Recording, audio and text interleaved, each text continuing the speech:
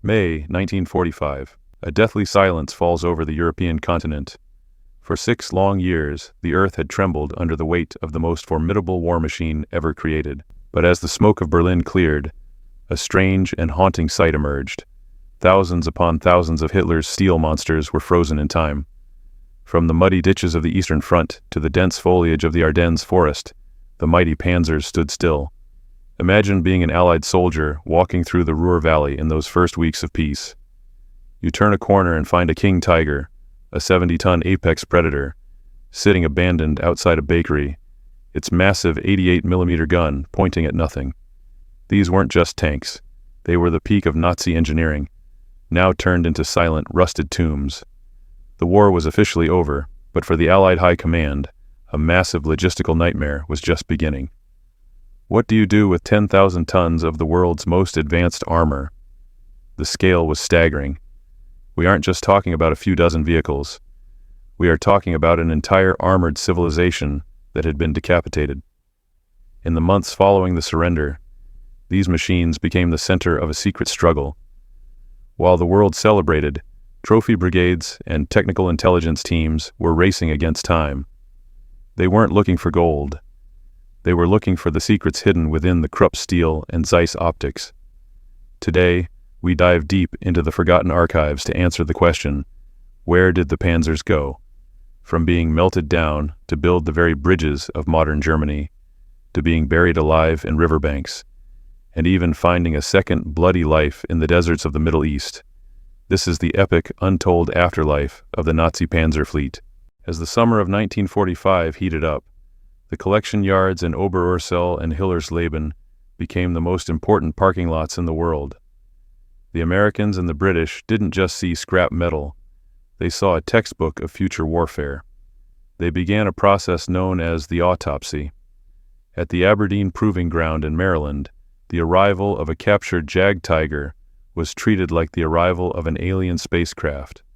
American engineers, who had spent the war in Shermans, were stunned by what they found. They marveled at the complexity of the torsion bar suspension and the terrifying clarity of the Zeiss gun sights. They realized that while they had won the war through industrial quantity, the Germans had been playing a different game of technical quality. But as they tore these beasts apart, the myth of invincibility began to crack. The British RE-ME units, testing Panthers inside Germany, made a shocking discovery. The Panther, often called the best tank of the war, was a mechanical tragedy. Its final drive, the heart of its movement, was designed to last only 150 kilometers. In their reports, British officers noted that the German obsession with over-engineering had become their downfall. They found that a simple repair on a Tiger could take days, whereas a Soviet T-34 or an American Sherman could be fixed in hours with a hammer and a wrench. Meanwhile, behind the Iron Curtain, the Soviet Union had a much more brutal approach. They didn't just study the tanks, they interrogated them. They lined up captured Panthers and blasted them with their new heavy cannons to see exactly at what range the German armor would shatter. For Stalin, these tanks were not just prizes. They were the yardstick by which all future Soviet tanks would be measured. Every T-54 and T-55 that would later dominate the Cold War carries the DNA of the lessons learned from the autopsy of Hitler's Panzers. By 1946, the fascination with German technology began to fade, replaced by a cold, hard reality. Europe was a graveyard of brick and iron, and it needed to be rebuilt. The Allied Control Council issued a series of ruthless directives.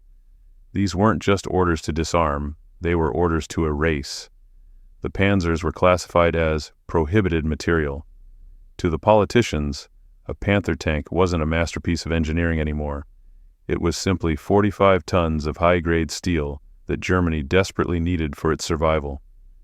The Great Meltdown began. In industrial hubs like the Ruhr, Saxony, and the shattered city of Magdeburg, long trains began to arrive, carrying thousands of armored hulls. The sights were surreal. Hundreds of Tiger tanks, which had once held off entire divisions, were now being lined up like cattle in a slaughterhouse. Workers, many of them former tank factory mechanics, now stood over their creations with industrial blowtorches. The sound of hissing oxygen tanks and the blinding sparks of cutting torches replaced the thunder of cannons. Massive hydraulic shears bit through the Krupp steel that had once deflected Allied shells. This was the ultimate irony of the war.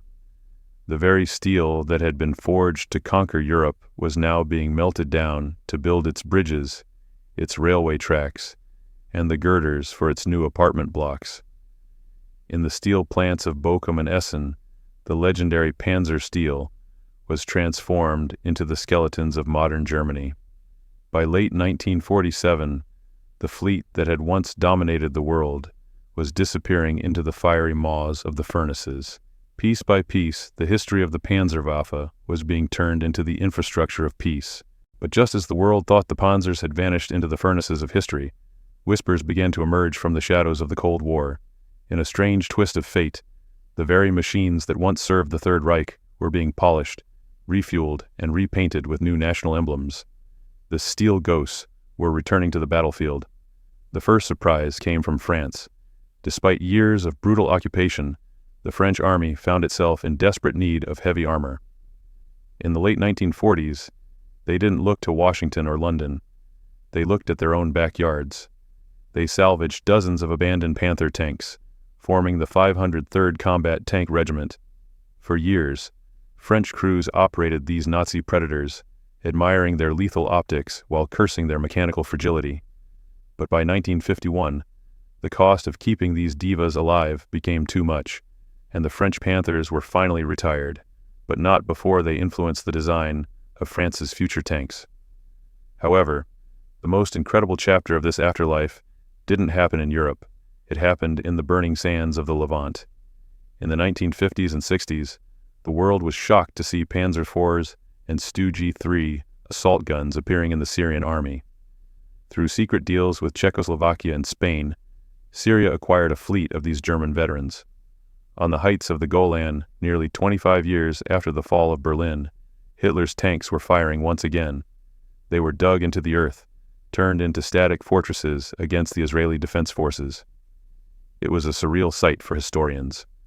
World War II technology fighting in the nuclear age.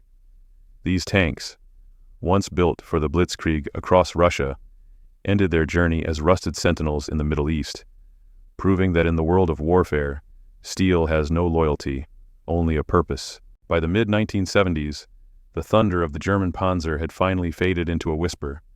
From the muddy plains of Russia to the sun-scorched Golan Heights, the steel beasts that once defined a generation of warfare were gone.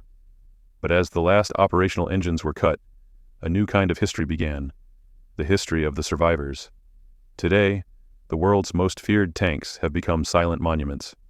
They sit behind velvet ropes in the great halls of Bovington, Saumur, and Kubinka.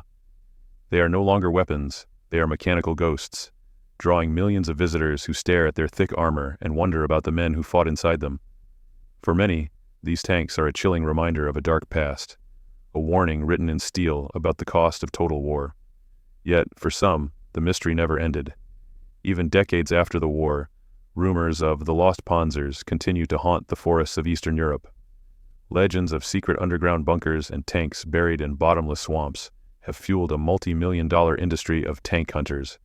And sometimes the legends are true. Just a few years ago, the world was stunned when German authorities discovered a fully preserved Panther tank hidden in the basement of a quiet suburban home, a 70-year-old secret kept by a man who refused to let the past die. The German tank fleet was more than just a collection of machines. It was a symbol of an era that nearly tore the world apart. They were built for conquest, tested in the fires of hell, and scattered to the corners of the earth. Today, whether they are lying at the bottom of a river, rusting in a desert, or shining in a museum, their story is a testament to the fact that while steel may eventually rust, the history it leaves behind is immortal. If you found this journey through the afterlife of the Panzers fascinating, your journey isn't over yet. What happened to the gray wolves of the Atlantic? Discover the secret fate of the Nazi U-boat fleet in our next video. Don't forget to like, subscribe, and hit the bell to join us as we uncover more hidden chapters of history. Thank you for watching.